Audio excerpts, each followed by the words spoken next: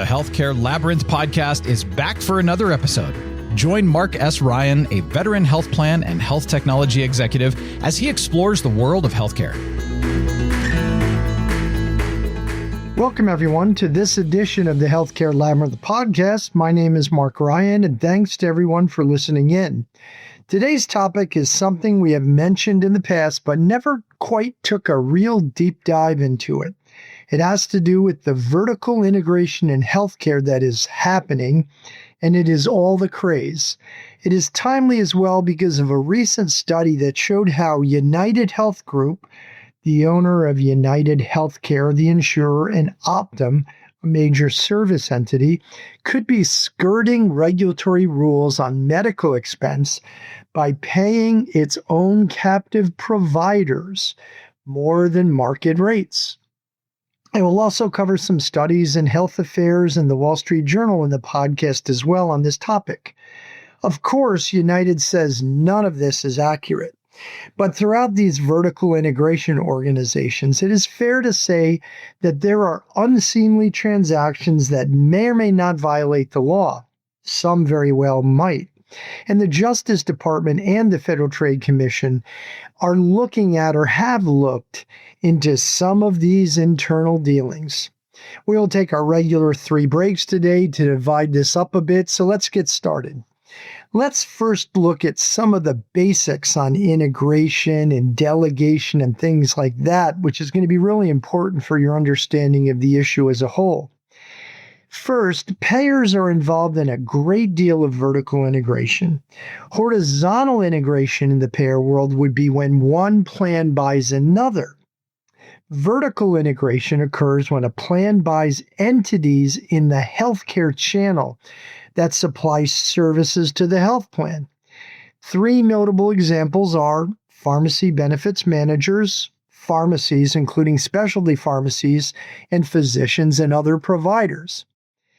Second, most major health insurance entities are going down this vertical integration route, spurred on by the enormous success of United's Optum Services Unit. CVS Health already owns significant service assets. Kaiser is an integrated delivery system. Cigna is busy building its Evernorth unit. Elevance is investing in Carelon. Humana has picked up significant provider and pharmacy assets. Third, the Brookings Institution found that UnitedHealthcare, CVS, Aetna, and Kaiser Permanente directed at least 10% of their medical spending to related businesses. In 2019, 17% of UnitedHealthcare spending was sent to related businesses, while about 13% of CVS Aetna payments in 2019 were made to related businesses. Fourth, the Biden administration was very focused on the massive consolidation that is ongoing in the healthcare provider and payer world. New regulations from Biden were meant to bring much greater oversight over proposed mergers and acquisitions. On Capitol Hill, Democrats in Congress, and to a lesser degree Republicans, are focused here too. Trump has yet to really chart a course here. Some predicted he would back away from aggressive oversight on mergers and acquisitions, but his populism would also seem to say he could be very aggressive here. Time will tell. With that, we will take our first break, and when we come back, we will continue our discussion on some of the basics and go a little deeper. Be right back. Health plans and insurance are confusing. Our healthcare system is in dire need of reform. Health policy expert Marc Ryan tackles both issues in his book, The Healthcare Labyrinth. It is both a guide to navigating health plans and fixing American health insurance. Marc dives deep into how health plans and the American health insurance system operate. He then outlines a comprehensive reform agenda for the system as a whole, including pricing, emphasizing health and care management, and ensuring affordable access to health coverage and a private delivery model. Marc is a bit of an unconventional Republican in that he believes affordable access is the morally right thing to do, and that it is also fiscally prudent for our nation. Learn more about Marc's book, The Healthcare Labyrinth, at healthcarelabyrinth.com or search at leading bookseller websites. Available in print, ebook, and audiobook forms. Welcome back. We are talking about vertical integration and some recent studies, including on UnitedHealthcare's payment to its sisters providers. We hope you're enjoying this episode. We're going to continue briefing on the basics now. I had given you 4 items before. We'll pick up with our 5th one. So 5th, insurers have historically delegated services to various entities. This occurs with PBMs and certain other service vendors, behavioral health, dental, hearing, as well as entities that specialize in managing high-cost services. This can occur whether health plans own these entities or not. The entities may be given a set per member per month or PMPM fee or percentage of revenue, with the entity managing the services delegated and keeping the difference as a profit. In addition, many plans enter into partial or global risk fund arrangements with providers. Sometimes these providers are explicitly delegated or simply agree to accept risk on services consumed by assigned members. They too can be owned by the health plan or not. These providers or provider groups, often primary care physicians, receive a percentage of premium for each member. These arrangements usually include both medical costs and quality performance metrics. If they hit them, they keep some or all of the delegated service revenue. Sometimes they are penalized if there are financial losses or misses on quality.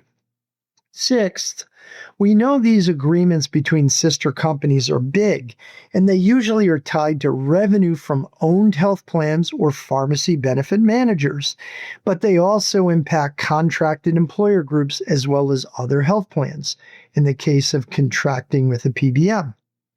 7th, the major ways in which insurers or directly contracted PBMs shuttle revenue to a sister entity, often at non-market prices, include the following. I mentioned some of them, but let's give you a little more context on them. To owned providers utilizing higher than market payments or lucrative risk arrangements, to own service entities to perform certain functions, often at higher than market prices or with lucrative risk arrangements, to owned PBMs where higher prices are paid to the PBM, to owned retail and mail order pharmacies where reimbursement could be more lucrative than the market rates, to specialty pharmacies. These entities are often the only access points for consumers, and they earn lucrative revenue as well. 8th, specific to drug arrangements, a Wall Street Journal analysis found Cigna, CVS Aetna, and UnitedHealthcare charged 27.4, 24.2, and 3.5 times more, respectively, than Mark Cuban's Cost Plus Pharmacy across a selection of 19 drugs. The issue here is that as prices increase, consumers usually pay much higher copays or cost sharing. 9th, we see a huge amount of revenue that is quote unquote eliminated on the balance sheets of the biggest publicly traded integrated health companies. These eliminations show the revenue that is duplicated between companies from the original external source. Usually either the health plan or the PBM would get that from the external source. The same revenue appears on the insurer balance sheet as well as on the downstream sister companies because of those agreements. These eliminations show how much revenue is kept within the master organization and may be subject to suspicious high-priced deals. We told you earlier that Brookings found that at least 10% and perhaps as much as 20% of revenue is shuttled within these big organizations for these transactions. Another analysis found that in Q1 2024, these transactions or eliminations of revenue were almost $63 billion at the 7 biggest publicly traded healthcare companies with health plans. That is $250 billion annually, and perhaps growing, that is kept within these big healthcare company families. 10th, a reform in the Affordable Care Act mandated that insurers spend between 80% and 85%, depending on the line of business and the product, of premium on medical expenses. This is known as the minimum medical loss ratio rule. With the exception of self-insured ERISA employer groups and welfare funds, which control the funds themselves and insurers are not at risk but simply administer benefits, the minimum MLR hits almost all other insurance products. If an insurer does not hit the minimum MLR, the insurer has to rebate the difference between the MLR benchmark and the amount spent to either a member, employer group, or state or federal program as applicable. The theory here is that these elimination transactions that we just talked about, these intercompany arrangements at these big healthcare entities, when you shuttle money between these parties, then in essence, if they're at higher than market rates, those payments in essence go toward the medical expense calculation, the MLR calculation, and seemingly push it at to or above 80 or 85%, and therefore these rebates don't go back to the consumer or the employer group or the government. They stay within the family, perhaps illegally. With that, we will take our second break, and when we come back, we will continue our discussion and tell you about the United study we talked about at the beginning. Be right back. Lilac Software is proud to work with the Healthcare Labyrinth website to educate people on the healthcare system. At Lilac, we believe transparency is so important in healthcare. The healthcare system is opaque, and Lilac is trying to bring clarity to data and unleash the best member care, reduce costs, and improve outcomes. Our cloud-native payer platform revolutionizes data insights and analytics. Plans have all the data they need, but in silos locked away in point solutions. At Lilac, we solve the data fragmentation problem and help plans turn complex data into actionable insights, leading to greater operating leverage, tight cost controls, and healthier members. Health plans can improve STAR scores, reduce medical expense, drive revenue, and more. Quite simply, with Lilac, you can drive better business and health outcomes. Learn more at lilacsoftware.com. Welcome back. We were talking about vertical integration and some recent studies, including on UnitedHealthcare's payments to its sister providers. That UnitedHealthcare study may mean Congress takes up vertical integration reform and scrutiny. So what exactly is that study? A recent study published by Health Affairs about what UnitedHealthcare pays its sister providers compared with other network providers could ignite renewed scrutiny of vertical integration. It could also lead to a fresh look at what some call the gaming of the minimum medical loss ratio mandate that we just talked about, that touches virtually all insurance product types out there except self-insured employer coverage. The study finds that UnitedHealthcare pays its own providers, its sister company, Optum, 17% more than those it does not own. And if United controls 25% or more of a market, that percentage increases to 61%. Again, researchers said the results suggest the company may be sidestepping government rules regarding calculation of medical expenses against premiums. If those rules are not met, again, rebates need to be sent to the government, employers, or individuals, depending on the type of coverage. In effect, higher payments, as I noted, to own providers would boost the MLR and more likely hit or exceed the required spending, again, usually 80 or 85% of premium. United has been battered of late for poor financial planning and oversight, as well as a number of investigations, some including alleged fraud. Of course, United says the study is just plain wrong. Yes, the study has some limitations, and the researchers admit this. The study looked at just 14 CPT medical codes and about 385,000 transactions. But these were frequently performed in high-cost procedures in the commercial world. And to arrive at the over-reimbursement calculation, United payments were compared to what other large insurers, such as CVS's Aetna, Cigna, and Elevance Health, paid providers. As our parents might have told us when we were young, where there is smoke, there usually is fire. Notwithstanding United's declarations to the contrary, the research would seem to be legitimate, and reach a correct conclusion. It has long been suspected that vertically integrated health plans tend to sign lucrative deals with their own sister companies, as we've noted, so as to inflate medical expenses on the books. This also keeps the revenue in the family and may free these organizations from a great deal of minimum MLR rebates. Even though rebates do not apply in the self-insured world, the scheme adds to what health plan administrators earn, and employers usually are none the wiser. With that, we will take our last break, and when we come back, we will tell you my views on all this and what needs to be done. Be right back. The Healthcare Labyrinth is no ordinary website. It features news and commentary from one of the nation's leading healthcare policy and technology experts. Marc Ryan combs the internet for the latest healthcare news and publishes a news feed each weekday with summations and Marc's insights. Twice a week, Marc publishes a blog to go deep into a current issue. And of course, Marc hosts a podcast each week to delve even further. All of this is available at healthcarelabyrinth.com. Visit each day for the latest happenings in healthcare. As well, learn more about Marc's book, The Healthcare Labyrinth, at the website. That's healthcarelabyrinth.com, your go-to source for healthcare news.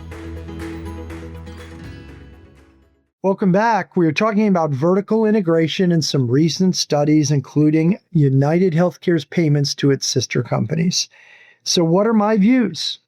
Am I an opponent of vertical integration by health plans or such relationships? Not necessarily.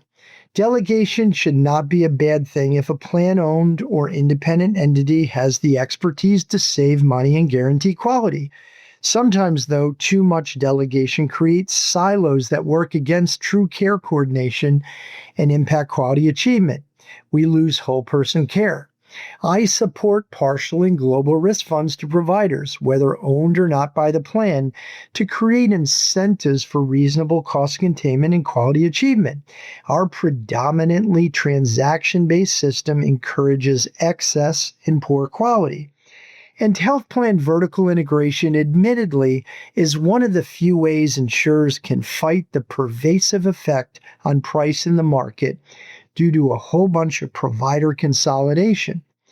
But insurers run the risk of fraud allegations, bad press, and impacting the credibility of private insurance by engaging in the schemes alleged by the Journal, Health Affairs, and Brookings. Such internal transactions to entities and plan-owned providers should be as arm's length as possible and be modeled after actual market costs, conditions, and behavior. These standards are the expectation of most federal and state fraud and conflict of interest laws and rules.